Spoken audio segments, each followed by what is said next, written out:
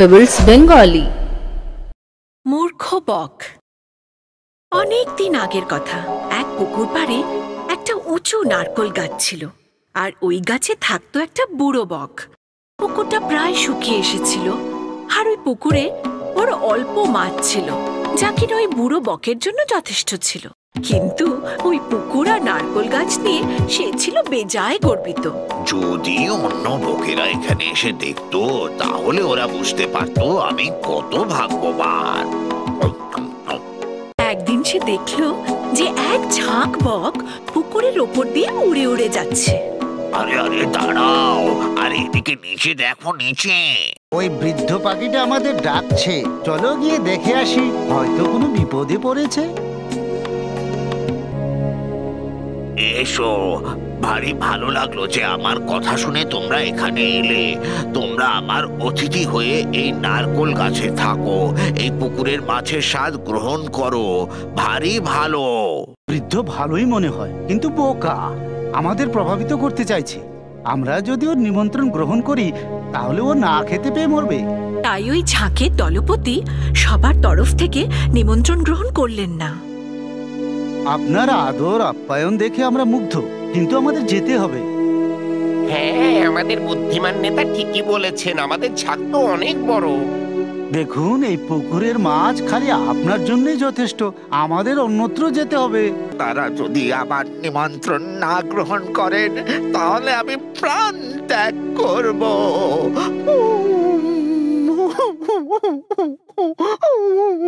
ঝাঁকের দলপতি তখন নিরুপায় হয়ে নিমন্ত্রণ গ্রহণ করে নিলেন।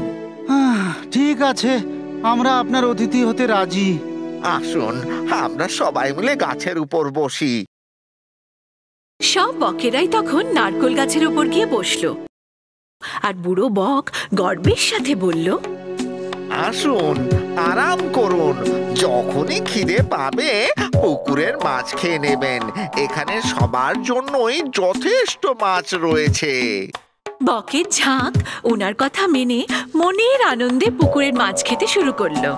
এই যে শুনছো, আমি তোমার চেয়ে বেশি মাছ খেতে পারি।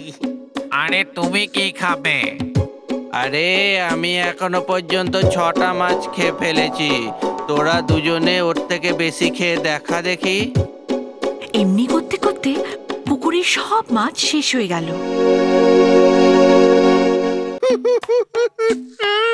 হ্যাঁ ভগবান, একটাও মাছ আর নেই।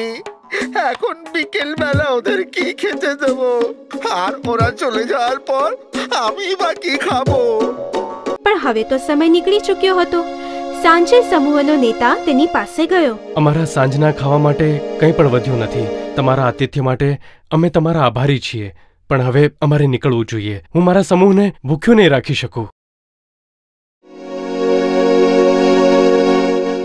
ওখান থেকে বকের ঝাঁক নিয়ে বেরোবার সময় ওই বুড়ো বকটার জন্য ভারী মায়া লাগলো ওই ঝাঁকের নেতার। ও একেবারেই বৃদ্ধ, আমাদের সঙ্গে উঠতে পারবে না। শুধু যদিও আমাদের কথা শুনতো, বেচারা আর বেশি দিন বাঁচবে না। কিছুদিন পর সেই বলহীন বৃদ্ধ বক তার শেষ নিঃশ্বাস ত্যাগ করল। বৃথা অহংকার করা উচিত নয়। মূর্খ শেয়াল। একদিন দুটো ভেড়া মুখোমুখি এসে দাঁড়ায়।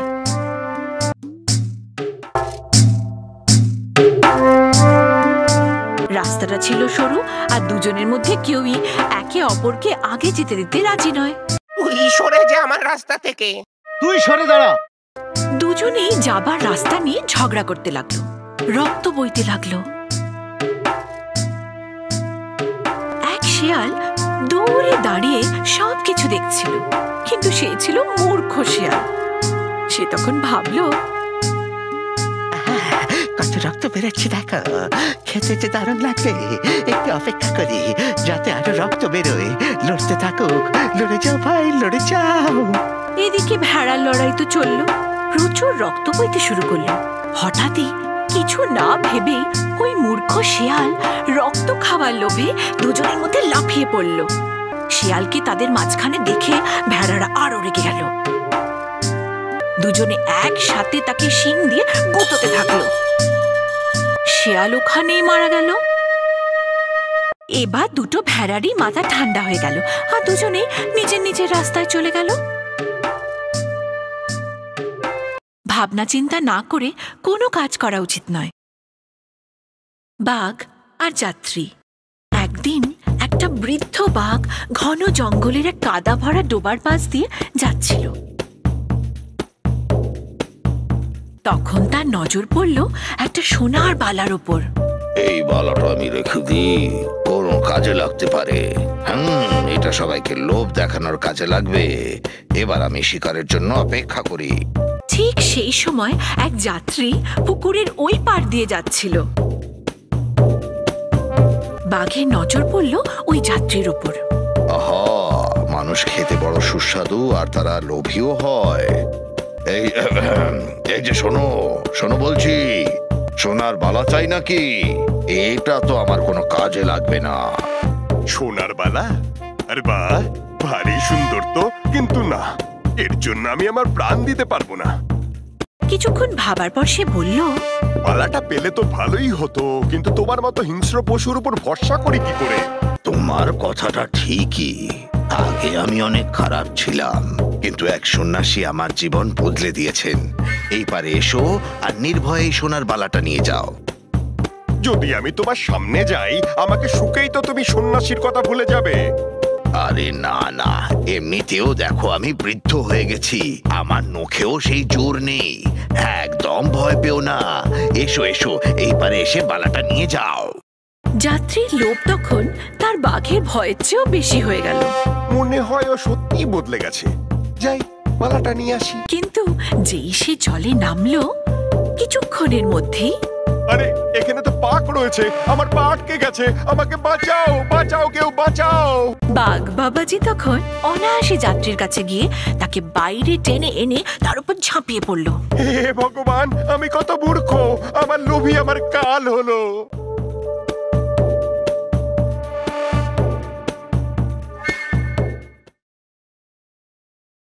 মনুষ্যজাতির পতনের কারণই হল লোভ। কুকুর আর গাধা। কোনো এক সময় সুদূর বেনারসে থাকতো এক থোপা। সে একটি গাধা আর একটি কুকুর পেলে রেখেছিল। চলো, আজকের দিনটা শেষ হলো। আজকে অনেক খাটনি গেল, এবার শান্তিতে একটু ঘুমোনো যাক। দেখলে, আজ মালিক আবার আমায় খাবার দিতে ভুলে গেলেন। কয়েক ঘন্টা বাদে মাঝরাতে এ দেখি গভীর নিদ্রায় মগ্ন। আমার কপালটা ভালো দেখছি, তাড়াতাড়ি সবকিছু নিয়ে কেটে পড়ি। ভগবান, ঘরে তো একটা চোর ঢুকেছে আর আমার মালিক নাক ডেকে ঘুমোচ্ছে। গাধা তৎক্ষণাৎ কুকুরকে সাবধান করে দিল। আমাদের বাড়িতে চুরি হচ্ছে আর মালিক গভীর নিদ্রায় মগ্ন, তাড়াতাড়ি ওনাকে জাগাও। আমি কেন জাগবো? উনি আমার খেয়ালই রাখেন না। চুরি হলে তবেই উনার আমার কথা মনে পড়বে, আর তারপর আমার ভালো দেখাশোনা হবে। নীচ, বেঈমান, নিজের মনিবের ব্যাপারে তুমি এই ভাবো? তোমার লজ্জা করে না? এত অবহেলার পরেও আমি ওর সম্মান করব? আমি ওকে জাগাতে পারবো না। তাহলে আমাকেই মালিককে জাগাতে হবে, না হলে চোর সব চুরি করে পালিয়ে যাবে। এই মূর্খ গাধাটা মনে হচ্ছে আশেপাশে সবাইকে জাগিয়ে দেবে। এখান থেকে পালিয়ে যাওয়াই ভালো।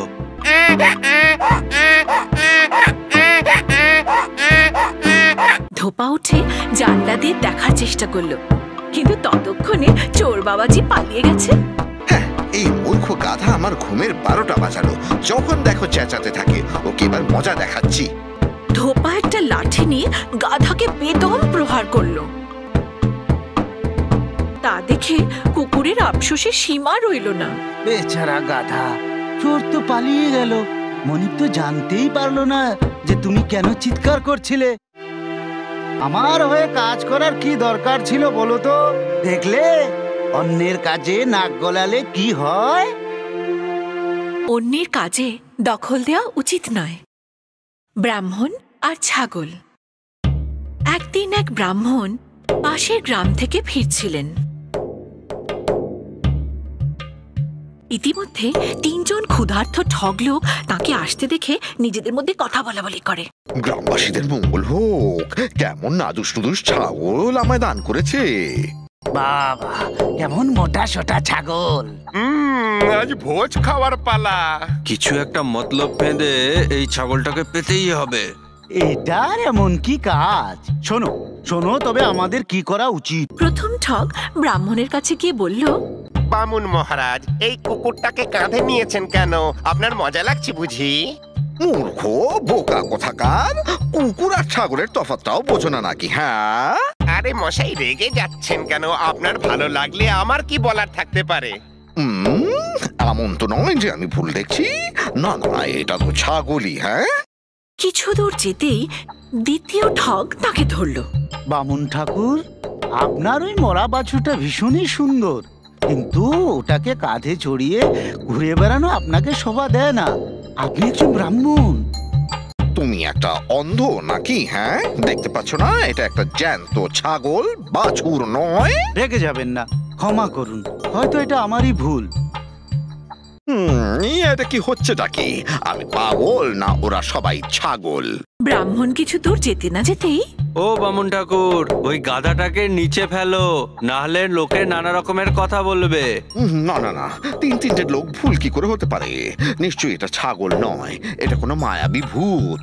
গ্রামবাসীরা আমার সঙ্গে ভালো ঠাট্টা করেছে।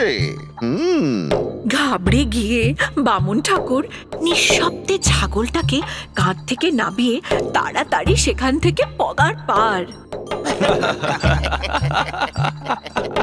ব্রাহ্মণ ওখান থেকে যাওয়া মাত্রই তিনটি ঠগ ওই ছাগলটাকে মেরে রান্না করে খেয়ে ফেলল। আত্মবিশ্বাস অত্যন্ত জরুরি। অহংকারী ভ্রমর। সে বহুদিন আগের কথা। জঙ্গলের মধ্যে থাকতো এক ভ্রমর। সবাই তার রূপের প্রশংসা করত। ভ্রমর নিজের সৌন্দর্যের ব্যাপারে খুব অহংকারী ছিল। একদিন এদিক ওদিক উড়তে উড়তে একটা বাচ্চা হাতিকে দেখতে পেল। সে গিয়ে সেই ছোট্ট হাতির কানের ওপর বসলো। আরে কে এটা? আরে আমি সবচেয়ে সুন্দর ভ্রমর, আমায় চেনো না? নিজেকে দেখো কেমন কুৎসিত আর মোটা তুমি। আমাকে দেখো, আমার পাখা জোড়া কেমন পাতলা আর সুন্দর। ও, তোমার সাথে আলাপ হয়ে ভালো লাগলো। ওই ছোট্ট হাতি ভারী বিনয়ের সাথে বলল, কোথায় যাচ্ছ তুমি শুনি? সব জায়গায়, আবার কোথাও না। আমি তোমার মতো নই। আমার সুন্দর পাখার সাহায্যে যেখানে খুশি উড়ে যেতে পারি। হ্যাঁ, তবে একটা ব্যাপারে আমাদের মধ্যে মিল রয়েছে। তোমার সুর আছে আর আমার হুল। তা শুনে হাতি নিজের মাথা নাড়ল। কিন্তু আমি আমার হুলের সাহায্যে ফুলের মধু খেতে পারি, কিন্তু তুমি পারো না। এবার বলো, আমাদের দুজনের মধ্যে কে শ্রেষ্ঠ? হাতি তার কথার কোনো জবাবই দিল না। আচ্ছা, এটা তো বলো, তোমার কটা পা আছে? 4টে। আমার 6টা। আবার দেখো, আমি শ্রেষ্ঠ প্রমাণিত হলাম।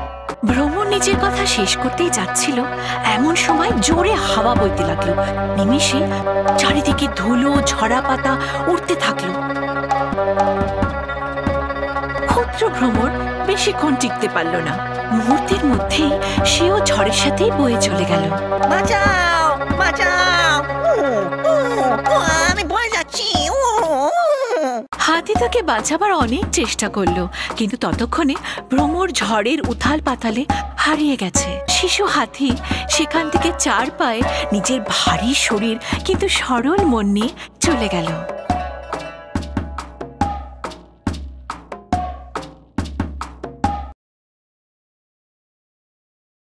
মূর্খ ব্রাহ্মণ। একদিন গার্গয়া নামক এক বামুন গ্রাম থেকে জঙ্গলের দিকে প্রস্থান করলেন ভগবান শিবকে প্রসন্ন করার জন্য ধ্যানস্থ হতে। সেই পরম ভক্তি দেখে প্রসন্ন হয়ে স্বয়ং শিব প্রকট হলেন। হে বিদ্বান ব্রাহ্মণ, আমি প্রসন্ন হয়েছি, একটা বর চাও। ভগবান, আমায় সঞ্জীবনী দিন, যাতে আমি কোনো মৃত ব্যক্তিকে জীবিত করতে পারি। শিব ঠাকুর তাকে একটা গাছের চারা দিলেন। যখনই কোনো মৃতদেহে প্রাণ জাগাতে হবে, এই বনস্পতির রস সেই মৃতের শরীরে লাগিয়ে দিও। সেই মৃত শরীর পুনরায় জেগে উঠবে, আর এই গাছ কখনো নষ্ট হবে না। এই বলে ভগবান শিব অদৃশ্য হলেন। ব্রাহ্মণ বেজায় খুশি হয়ে তার গ্রামে ফিরলেন। এই সঞ্জীবনী দিয়ে আমি গ্রামে মৃত্যুর ভয় ঘুচিয়ে দেবো। কেউ আর দুঃখী থাকবে না। আমার নাম হবে খুব, হয়তো আমি গায়ের মোড়লও হয়ে যেতে পারি। হঠাৎ ওর মনে সন্দেহ জাগলো। ভগবান আমার সঙ্গে নিছক ঠাট্টা করলেন না তো? এটা সঞ্জীবনী না কোনো সাধারণ পাতা, তা বুঝবো কি করে? সেই সময় তার নজর পড়ল রাস্তার ধারে পড়ে থাকা এক বাঘের মৃতদেহের ওপর। এই পশুটির উপর একটা প্রয়োগ করে দেখি। কিছু না ভেবেই সেই গাছের কিছু পাতা নিজের হাতে পিষে তার রস সেই মৃত বাঘের উপর ঢেলে দিল। আরে বাঘ যে বেঁচে উঠল। আমার খিদে পেয়েছে। হ্যাঁ, এটা তো সঞ্জীবনী, ও তো বেঁচে উঠলো। হঠাৎ বাঘ হুঙ্কার দিয়ে উঠল। ওরে বাবারে, এই আমি কি ভুল করলাম? আমাকে বাঁচাও, বাঁচাও। কিন্তু বাঘ তাকে দেখে নিয়েছে, এক লাফ দিয়ে তাকে ধরে ফেললো। আর সেই মূর্খ ব্রাহ্মণ প্রাণ হারালো।